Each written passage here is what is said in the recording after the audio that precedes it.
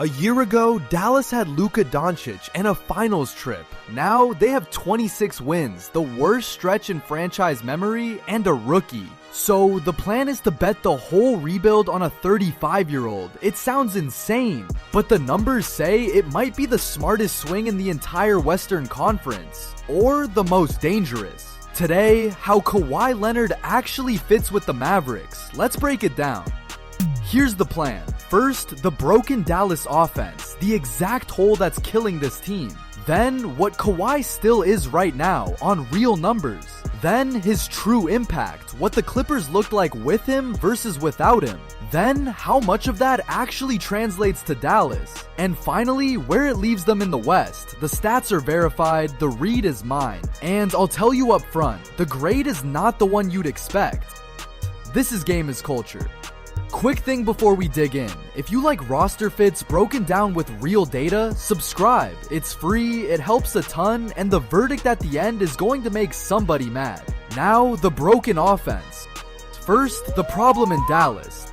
Let's be honest about how bad it got. The Mavericks went 26-56, second to last in the entire Western Conference. But the record isn't the story. The story is the offense. Dallas finished 27th in the league in offensive rating and 26th in three-point percentage. They had a minus 5.4 net rating, 23rd in the NBA. This was not a spacing problem or a depth problem. This was a no one can reliably create a good shot problem. Keep that in mind because it points straight at the kind of player they need.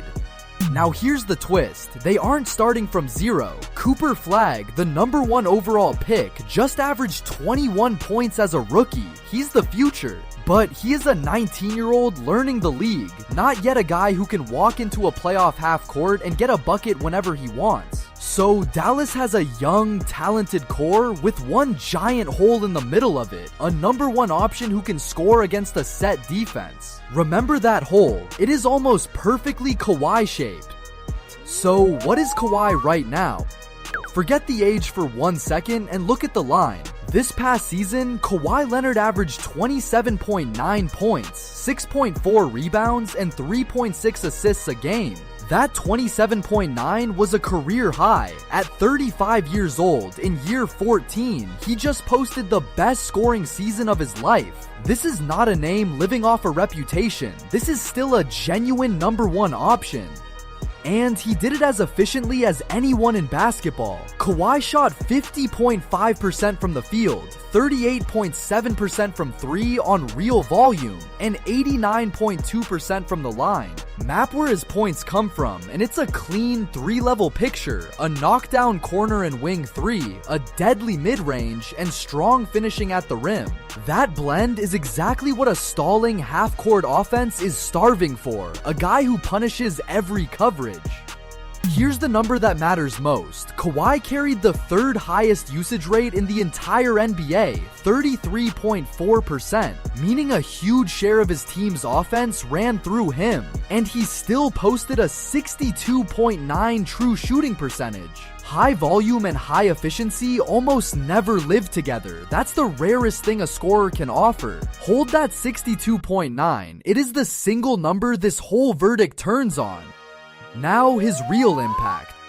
Individual stats can lie, so let's ask the only question that matters. How good were the Clippers with Kawhi on the floor versus without him? Same roster, same coach, one variable. With Kawhi, Los Angeles went 37-28, scored 114.6 a game, with an offensive rating of 118.6 and a net rating of plus 3.1. Without him, they went 5-12. Their offense fell to 113.6 and their net rating cratered to minus 6.2. Look at that defense column too. It got worse without him because he guards the other team's best player. Let that sink in. The swing from plus 3.1 to minus 6.2 is 9.3 points per 100 possessions. That is not a role player's impact. That is a franchise-altering impact. Translated to wins, and it's stark. With Kawhi, the Clippers played like a 47-win team, a comfortable playoff team. Without him, they played like a 24-win team, a lottery team. same exact roster. One man was the difference between the postseason and the draft lottery. Now you see why Dallas is calling. Put the two versions of the Clippers side by side and the picture is almost comical. This is the same group of players, the same building, the same uniforms. The only thing that changed was whether the man wearing number 2 was available. One bar is a playoff team, the other is a tank job. That gap is the entire case for this trade. But how much of that actually translates? Here's where I have to be fair, because this is the catch. That Clippers lift came next to James Harden running point and a real veteran roster around him. In Dallas, Kawhi would be the grown-up in a room full of kids, leading a core built around a rookie. So you can't just copy that 9-point swing over and paste it onto the Mavericks. Some of it does not travel. But the part that translates cleanest is the most important part, the half-court shot making. And that is the exact thing Dallas finished 27th in. Think about it as a target. Dallas posted an offensive rating of 111.2, dead last among contenders, 27th in the league. League average is around 115. A number 1 scorer of Kawhi's caliber has historically lifted an offense by roughly 5 points per 100. Land even most of that, and Dallas goes from one of the worst offenses in basketball to a respectable league average unit. That alone flips them from a tank team into a team that competes every night. And the fit underneath the numbers is gorgeous. Picture Cooper Flagg, a 19-year-old two-way wing, learning his craft next to a 2-time Finals MVP who is the best perimeter defender of his generation. That's a mentorship you can't buy. On offense, Kawhi's gravity matters too. A man shooting 38.7% on volume drags a defender out of the paint, which opens the driving lanes Flagg and the young guards need. Kawhi gives Dallas the one thing they completely lacked, a closer. Keep that word, closer, because it comes back at the end. So what's the cost? Nothing this good is free. The reported Dallas package is built around Klay Thompson, PJ Washington, and draft picks, and the deal only happens if Kawhi agrees to a contract extension. He's owed $50.3 million for next season, the final year of his current deal. So Dallas would be giving up real rotation players and future picks, then committing big money to a player turning 36. The fit is perfect, the bet is health. With Kawhi, it has always come down to one question: can he stay on the floor? Now, the West. Here's the reality check. The Western Conference is a meat grinder. Oklahoma City won 64 games, San Antonio 62, the Lakers, the Rockets, the Nuggets, all stacked in the 50s.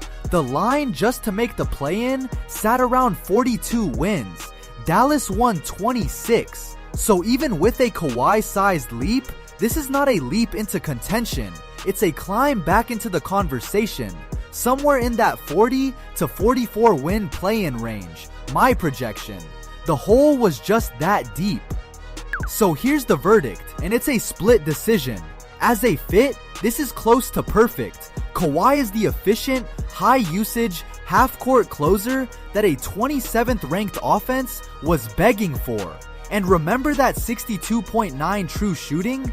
That's the proof he can still be the engine. That's why the fit grade is high.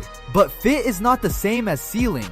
The age, the injury history, and that brutal West cap, how far it can actually go. So on my dial, the fit lands at a strong, not a perfect, a flawless answer to the wrong-sized question.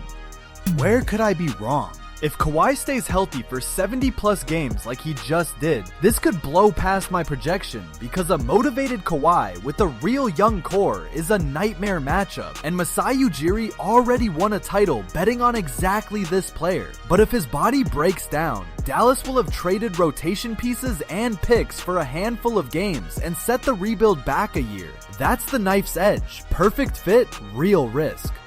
So that's the fit. Kawhi answers Dallas's single biggest weakness almost perfectly. He just can't beat the West by himself, and he can't promise he'll be healthy. The closer they needed on the body they have to gamble on. So tell me, do the Mavericks pull the trigger, or is betting picks on a 35-year-old too rich for a team this young? Drop it below. And we are so close to 1,000 subs, so subscribe to stay up to date.